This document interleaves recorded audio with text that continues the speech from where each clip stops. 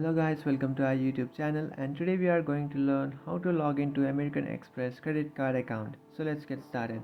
So if you want to log into your American Express credit card account, what you can do is just open up your browser, and after opening up your browser, in search bar you have to search for login to American Express credit card. And after searching for that, you will come up to this page, and over this page if you'll tap on the first option which says login into my account, it will take you to a website where you can log in your American Express credit card account. So now what you have to do is you have to enter your user ID, password and account type, and then tap on login. So just simply enter your user ID, password and account type, and after entering your details just tap on login, and if your details are right, you will successfully log into your account.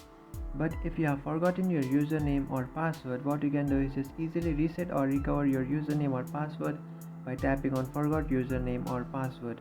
So just create a new username or password and then come back to this login page, and just enter that new username or password that you have created and then tap on login.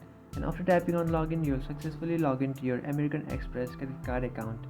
So that's it guys, this is how to log into your American Express credit card account.